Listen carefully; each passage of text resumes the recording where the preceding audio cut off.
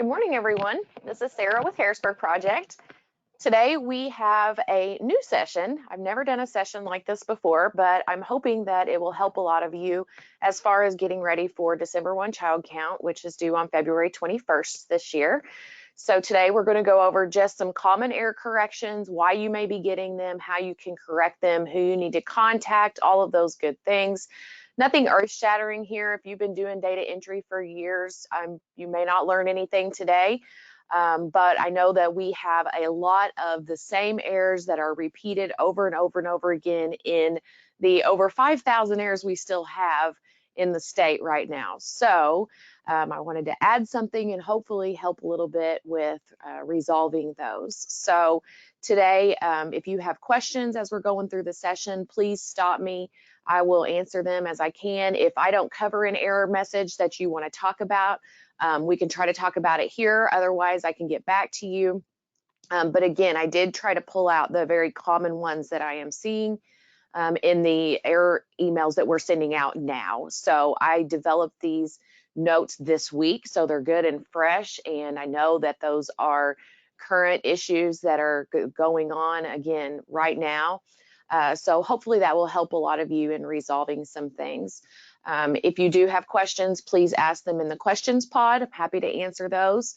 If you did not get the handout yet, you can find it in your GoToWebinar menu. If you don't see the menu, look for a little orange arrow, click on that, and it will show you a handouts flyout. You should see the PDF there. It's also posted on our website, and of course, we record all of our trainings, and we will post that under Hot Topics once everything has been converted and translated. So usually a day or two, we get those up after the session. So be sure to ask questions today. I'm kind of wanted to stall just a minute because we had quite a few registered for today, and I don't have very many logged in yet. So I'm just going to give it a minute here and see if I can get some more logged in before we get started. But again, ask those questions today. Make notes. If you need to follow up with us, please give us a call or send us an email afterward. We're happy to help you with these. We do have, not including Chicago Public Schools, still over 5,000 errors in the state. So we are sending emails right now on Tuesdays and Fridays trying to help out with that, to remind you, that this is upcoming, that you need to be working on that count, and that your superintendents need to be looking at those numbers now. So.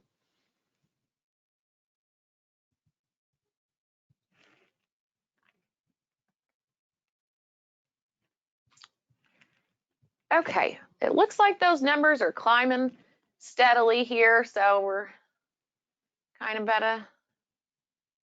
looks like maybe stopping right about now. So we will go ahead and get started. I don't want to make everyone else wait. So the first error that we're going to look at is, of course, a SIS error. So we're going to have a handful of these. So the first one is an F50. This is one of probably the most prevalent error that we have right now. One of them, and this is where there is no student enrollment information found in SIS for a student. So if you look at an approval record and you do a save and check errors at the bottom and you get an F50, what you need to do is look to see on the approval record, hit this display button. If you see this screen below after clicking on that display button, that means that no enrollment exists at all for this district for this school year. So it cannot find a match, okay? So we're not concerned about the districts, the schools. We're not looking at the data in between the lines right now. Right now, we're just looking for the total existence of an enrollment. And that means that the child does not have one for the particular district in the school year, okay? So F50, we see quite a few of those. We're going to see more of the next one, but this is a very common error that we're seeing right now. So I don't think that it's the case that districts haven't done an upload at all this year. They had to have at least done one. It just means that they missed some kids whenever they did the upload. So for those of you who have packages, third-party packages that do uploads to SIS every night, you're probably not used to something like this. But for those who do manual batches just once in a while, maybe smaller districts, things like that, this could be more common, to where a student was missed and another batch hasn't been done up to ISB, okay? So F50 You need to make sure that an enrollment actually exists for your resident district. All right, 145. This one's a little more common, not found in SIS for the resident RCDT. So you want to make sure that you are matching up the resident districts, okay? So you can clearly see here that these do not match. This is going to result in a fatal error, okay? So what do you do in this situation? Well, you know, what district is it? You know, are you proviso? Are you trying to enter the record? Or, you know, are you the other district? And so that's what you have to look at. Who's trying to enter? What is wrong? If I'm proviso, obviously putting in a resident district in iStar, and I look to see that my district does not have a valid, timely enrollment for that time period, then I know that I need to go to SIS. So the decision's always going to be typically who is right, who is wrong, who needs to make the change. So in this instance, more than likely, of course, since this resident district is showing, proviso is going to be trying to put this student in. They're going to be looking and seeing that, hey, you know, our enrollment doesn't match. We need to do something about this enrollment, okay? So that is for the resident RCDT. Now, I would say our most common is going to be a 146. So of the SIS errors, 146 is going to deal with the serving locations, the placement. So where is the child physically seated? Who is providing the program? So for a 146, we're going to be looking at the serving district in iStar, and we're going to compare it to the service provider that is in SIS. And if we cannot find a match, then we're going to give you an error message on that, okay? So you need to determine which one is correct. So this is what we often see is that in iStar, the iStar user would know that, hey, this is a co-op program, and I know the co-op is providing the service. They are the entity that is responsible, so they are the serving district. But sometimes in the service provider field in SIS, that gets missed. They think it's just the regular district. And so, you know, they don't make that proper change in SIS. And so a lot of times we're going back to say, can you please change the provider to the cooperative? Probably one of the biggest examples that we have as far as what we see here, but it can be anything. It can be, you know, just the incorrect district or things like that, but regardless, they have to match. Now, and the next thing is if you are looking and you know that the service provider is correct, but you're trying to put that into iStar and you can't, because you can't find that entity, well, then we need to add it into iStar and customize your serving district and school. And so we do that with the LEA list maintenance updates. So what we can do is show you, we can send you instructions, we can walk you through it either way. The instructions are in our user guide. It shows you how do you add a school or a district in a school that you've never used before because you've never had a student placed there. So if you're not seeing them, we can help you with that as well. But those are probably, that is probably the most common SIS error that we see is, again, the 146. And you also always have to remember with all of these enrollments, we have to make sure that the dates match. And so you can see that there's an issue here as well with this date. So we can't say, you know, that the student is receiving services in iStar before they even enrolled in the district. So always need to be watching the dates, but the dates don't seem to be as big of an issue with calls to us as the matching of the placement. Okay. So I think the dates are pretty straightforward. All right, EE codes. So a couple different things can happen here. First of all, several years back, the EE codes changed. For the most part, early childhood codes are only valid for students that are age 3 through 5 and are in pre-K. So we can have several situations occur where maybe we have students that turn 6, they're still in pre-K. We're going to ask you for an end add, and we're going to ask you when they are 6 that they have a school age code. So we see that. We also may see students that are 4 when they start kindergarten. If they're 4 and in kindergarten, then until they turn 5, they have to have an early childhood code. So those are kind of some things that we see that aren't as prevalent. But what you do need to remember is that if you do have kids that are in kindergarten and they're 5 years old, they can no longer have the early childhood codes. And so every year, whenever the grades upload into SIS and we get that data into iStar, you may have all of your kindergartners that have errors on EE codes because they've come from pre-K. So you want to make sure that you're looking at those grade levels and adjusting the EE code appropriately. So again, it can be just an adjustment if it's just because the student has started kindergarten at the beginning of the year. However, you could have those other circumstances where, for whatever reason, you end up with a 6-year-old in pre-K. The system's going to want you to do a school age code on their 6th birthday.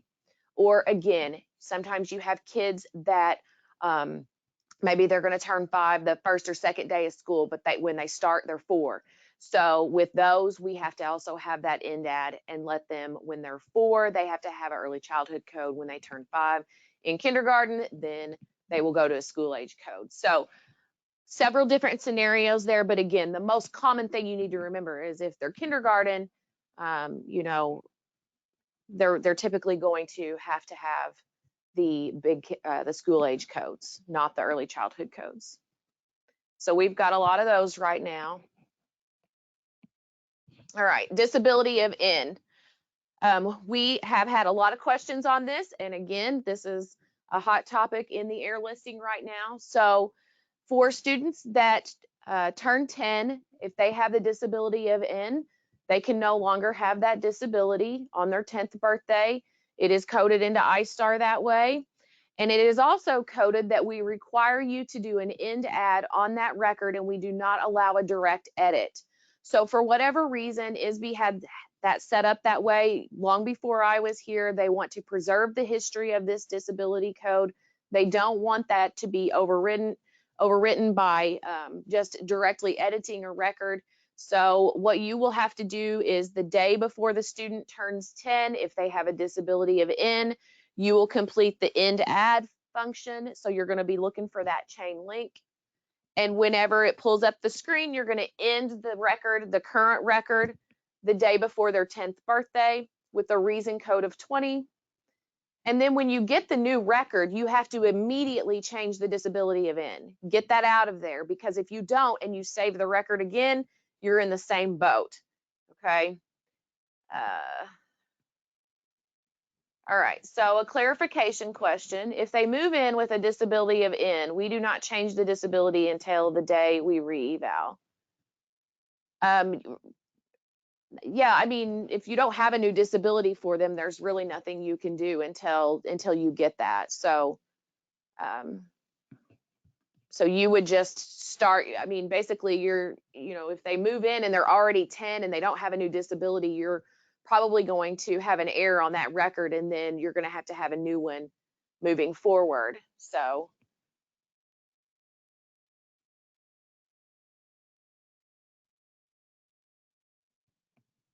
but yes, you would want to, if they move in and they're already 10 and it still says disability of N, then you're going to want to have them evaluated as soon as you can to get that disability updated for them. Okay. But again, we have a lot of questions on this, have for many, many years. So I thought it was important to include this today. So remember, you have to do the INDAD when you have that new record.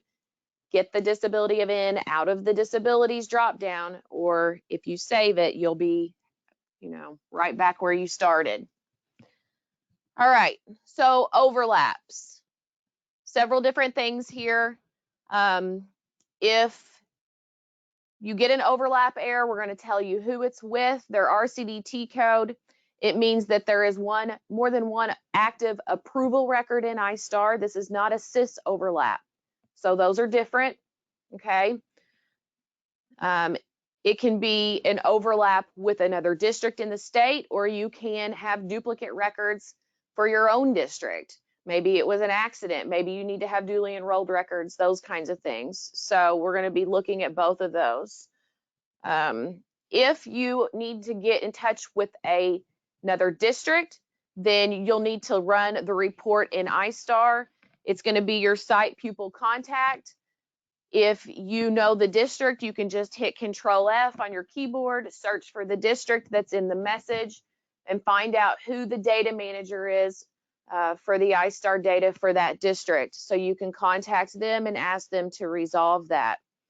Now, probably one of the biggest questions I have right now is, what do we do about overlaps with Chicago?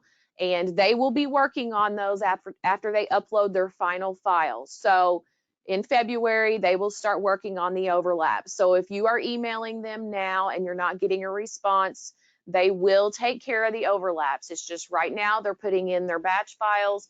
Once they're done with their big uploads, then they come in and they work inside iStar and they clean up what remains, and that's when they get to the overlaps.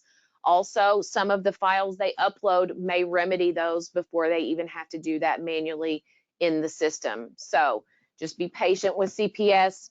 They are working on it. And again, they always get it done. It's just later than some of us would like for it to be, but they always do start taking care of those prior to the due date. So they will start working on those. All right, indicator 13. I think this is pretty straightforward, but the biggest questions that we have right now are about students who have moved out of the district and they were active on December 1st and they were 14 and a half then, but they didn't have a transition plan. You still have to address the form for them. So if they were 14 and a half, they were active on December 1st and they left January 5th, then you need to make sure that you go in and fill out the indicator 13 transition form in iStar. If it comes out as a no, then so be it, but you do have to address that, because otherwise the whole record is going to be disapproved and they're not going to get counted for child count. So we don't want that. So make sure that you are filling out the form regardless of whether they have moved away or not. If you served them and they were 14 and a half during that time period and they are not a fund code LPN or U, then you do have to make sure you have that transition form completed for that time period. So, all right, youth in care. After I started going through these, okay, back to 13. Do we know if the warning indicator for indicator 13 students will count? Okay, if you have warnings, we count them for the count. But if you have an indicator 13 warning, it's still something that you want to watch, because that can mean that the plan is out of compliance. Okay, so it's not something to totally forget about, but you will get through.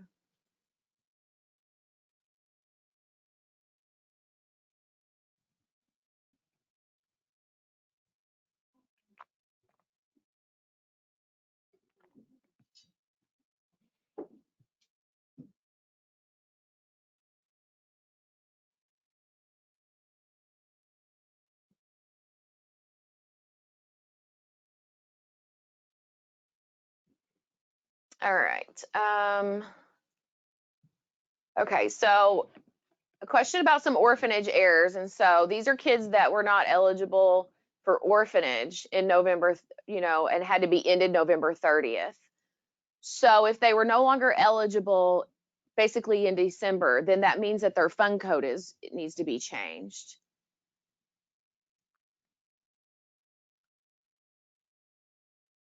All right, and then if you have parochial kids, they do have to be enrolled by the district in SIS. So if they won't do that, then they won't be counted. And then back to transition, is it appropriate to complete indicator 13 before they're 14 and a half? Absolutely. If you have the data, I mean, it's appropriate to be thinking about the plan long before then. So if you have the data, you can put it in at any point in time. They don't have to be 14 and a half before you can enter the data.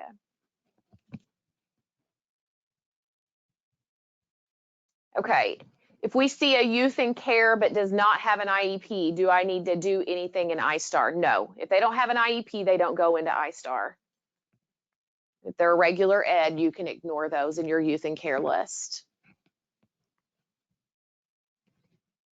Okay, so for youth in care, after I started compiling all these errors that we are getting, I realized that almost all of these, you're basically going to be in contact with us.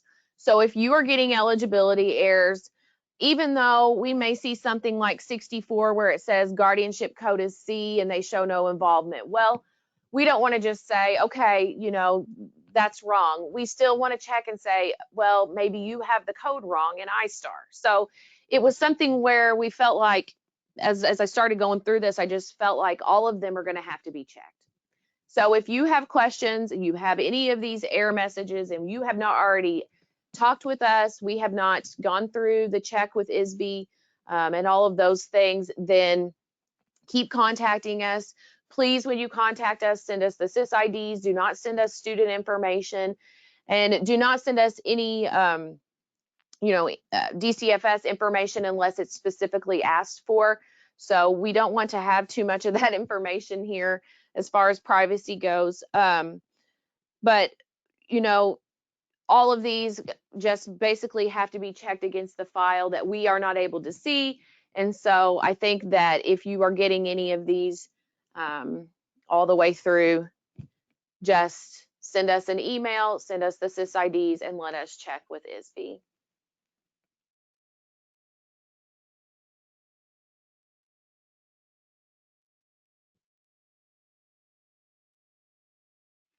Okay, I see two messages that say you guys have put students in Youth and Care students into iStar, but they're still on the Youth and Care list.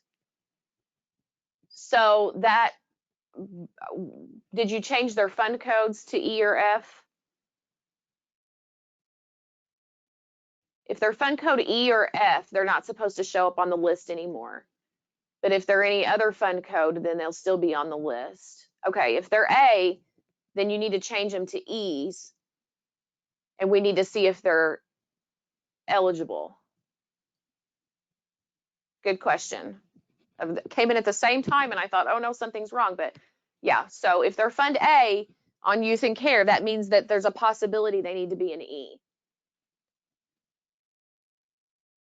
So what we like for you to do is go ahead and change them to an E. If it's a B for private facility, we like you to change them to an F. So we'll have you do that, then send us the SysIDs, and then we will have ISB run the check to see if they're valid and if they're eligible and what we need to do going forward, if we need to make data changes or if they need an override.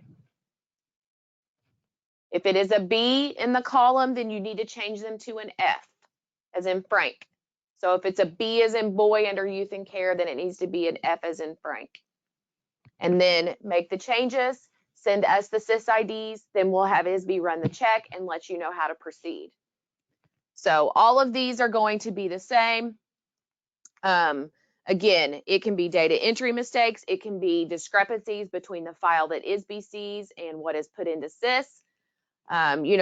This is a very tedious process. It requires a lot of manual work, and it's just unfortunately the way it's going to be for a while. We have to consider, all of the things that occur, all the way from a child coming in for an intake and the type of information that's given to DCFS versus what's given to a school district on enrollment.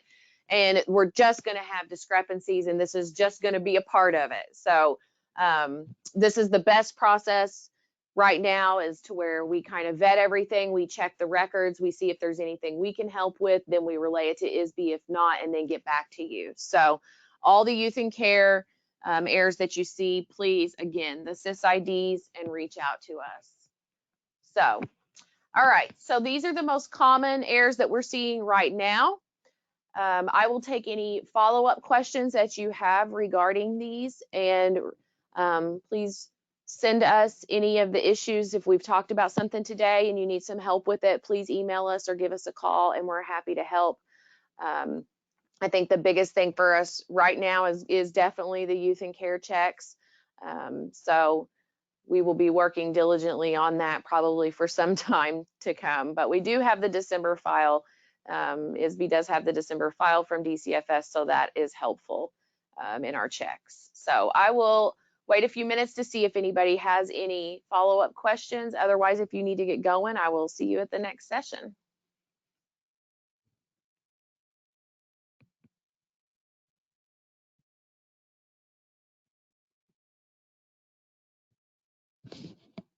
All right, in my unreported tab, I see a new student. She's coming with an active IEP from a previous school. So you will add the student into iStar with the current IEP information until, if and until something changes.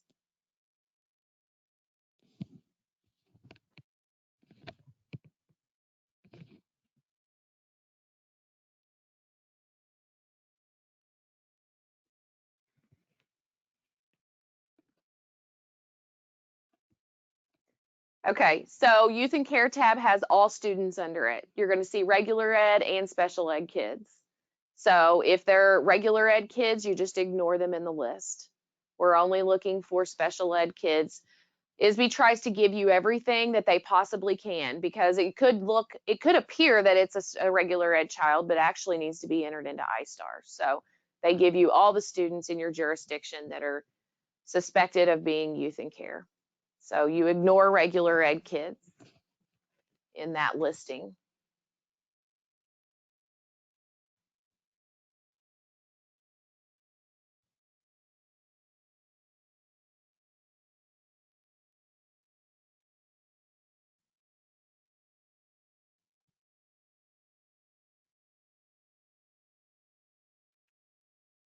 Okay, I'm not seeing any questions coming in.